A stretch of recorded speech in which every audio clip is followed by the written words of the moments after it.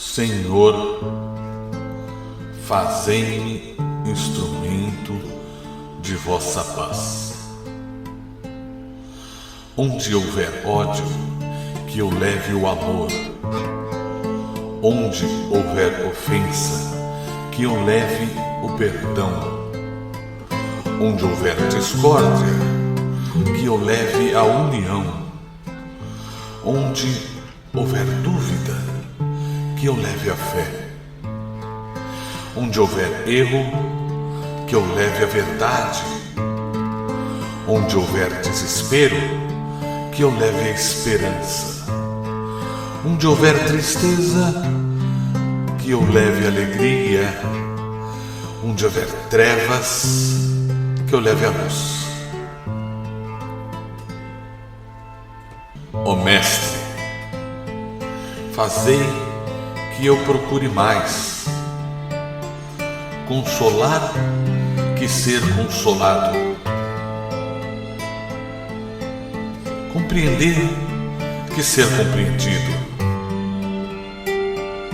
amar que ser amado, pois é dando que se recebe, é perdoando que se é perdoado, e é morrendo que se nasce para a vida eterna.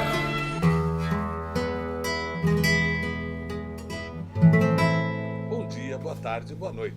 Minha proposta hoje é mais do que fazer a cobertura do dia de São Francisco, dia aquele em que mesmo os não católicos se lembram de levar os seus bichinhos, as paróquias que levam o nome de Francisco de Assis, para que sejam abençoados os seus animaizinhos de estimação.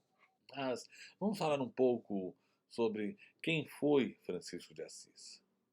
Francisco de Assis foi um jovem que, a exemplo de Agostinho, era um jovem fanfarrão, bebia, era dado às práticas da vida mundana, usava a linguagem chula e modos vulgares.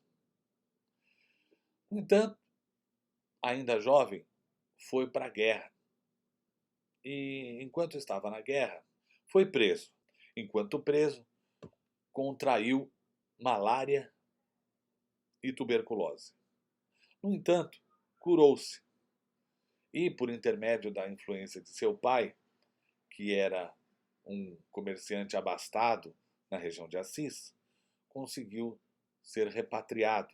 Sua conversão veio através do que todos chamam de o chamado. E este chamado ocorreu enquanto estava preso.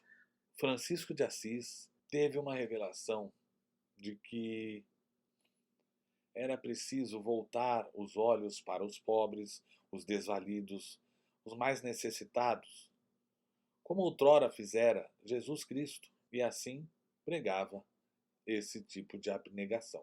Uma abnegação dentro de um catolicismo renovado, sem propriedades particulares, sem hierarquias, vivendo puramente daquilo que estava inscrito e escrito no Evangelho. Francisco, então, rompe com seus pais e inaugura a Irmandade Franciscana em 1208, chamando adeptos interessados em viver nesse tipo de simplicidade humilde e abnegada. Porém, quando vai solicitar a autorização para o Vaticano, o Papa da época, Inocêncio III, considerou muito rigorosa a ética e a conduta exigidas por Francisco para que indicou-lhe com certo desdém, é possível notar, que fosse pregar para os porcos, pois voltou para trás, reuniu-se com seus e foi pregar aos porcos. Tempos depois, retorna ao Vaticano, ainda sujo de lama, da mesma lama dos chiqueiros onde havia pregado, e lá, no Vaticano, convenceu Inocêncio III de que poderia manter a sua irmandade,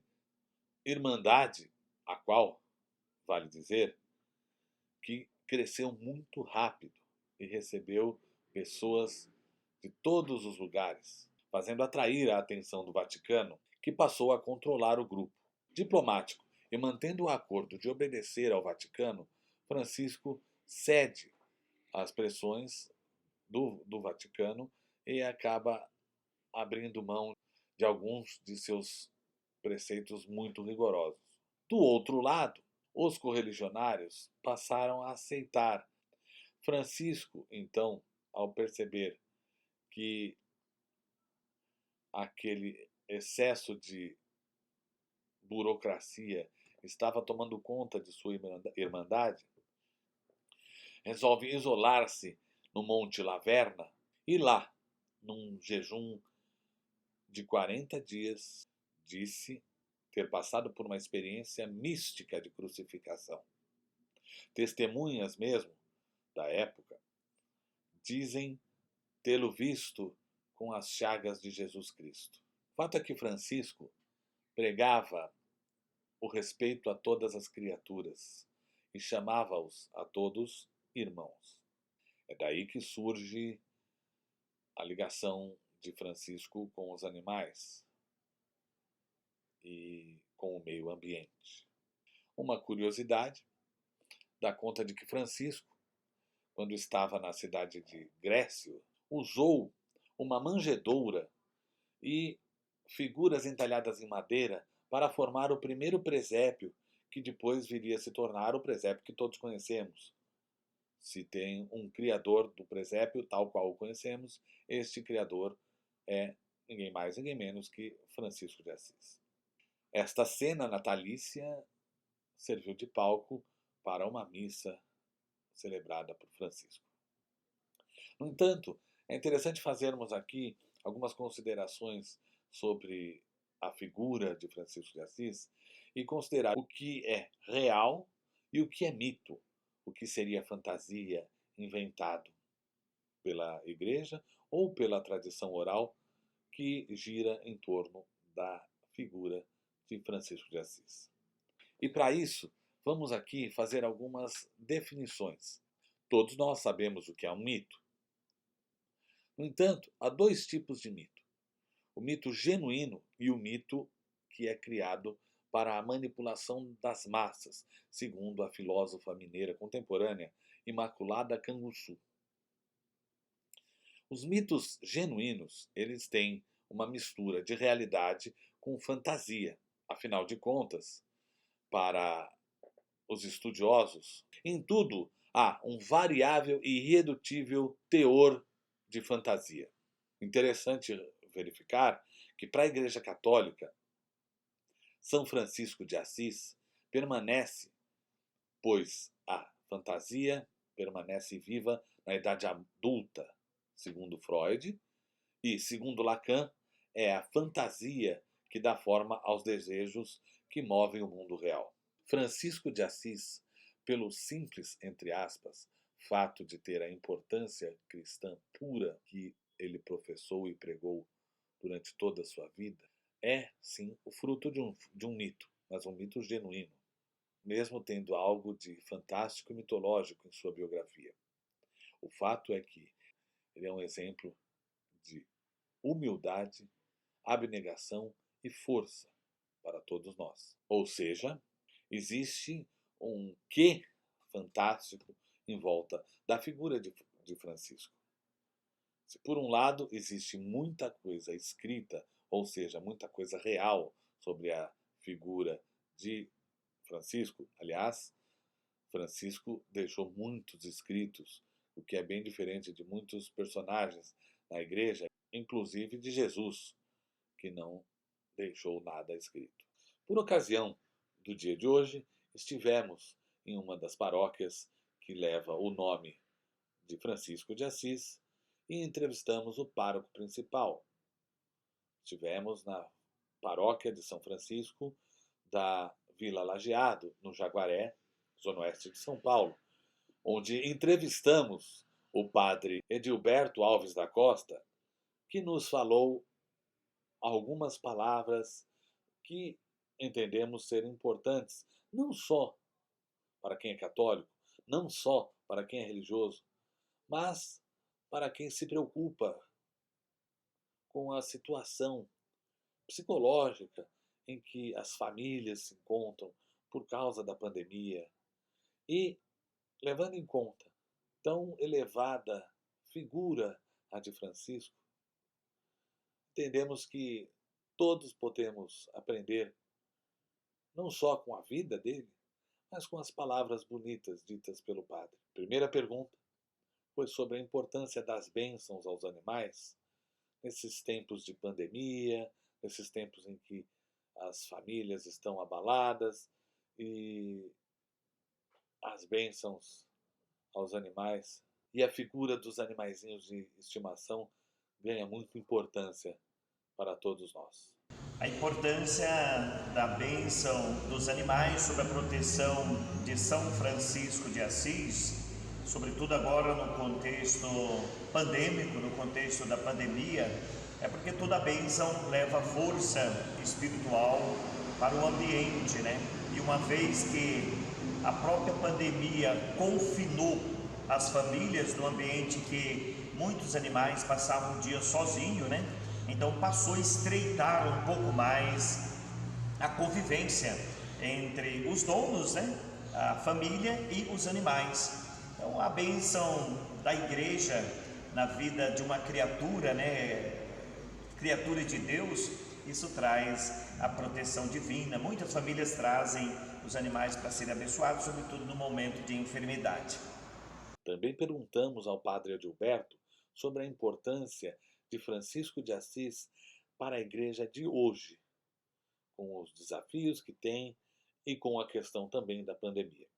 A importância de São Francisco, patrono do meio ambiente, para a igreja de hoje, sobretudo tendo um Papa como Francisco, né? Papa Francisco, isso reforça aquilo que foi a espiritualidade e o carisma franciscano na sua origem, né?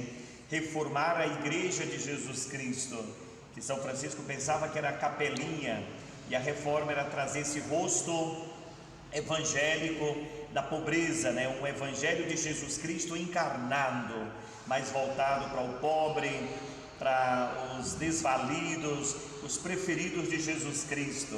Por isso São Francisco, esta imagem da simplicidade, da humildade e um zelo do todo pela vida, patrono do meio ambiente, pai dos pobres, pai da vida num todo, né? São Francisco é a imagem do evangelho na pobreza a serviço dos mais necessitados. Pois bem, a igreja, assim como outras instituições, cristãs ou não, foram as primeiras a receber as pessoas mais atingidas, seja diretamente, seja por terem perdido algum ente querido, mas mais atingidas pelos efeitos da pandemia da Covid-19. Foram elas, igrejas, que tiveram que lidar pela primeira vez com aquelas pessoas cuja fé estava sendo colocada à prova. Interessante é verificar que Francisco de Assis é uma daquelas figuras excelsas da Igreja Católica que não perdem a sua significação nos tempos sombrios de hoje, o que é fortalecido com o fato de que o Papa atual se chame Francisco. Fiquemos com o que Padre Edilberto falou. Com a pandemia, os animais são o ponto de união das famílias e a bênção a essas criaturas só traz paz e acolhimento em torno do núcleo familiar. Senhor, fazer-me instrumento de vossa paz. Onde houver ódio, que eu leve o amor. Onde houver ofensa, que eu leve o perdão.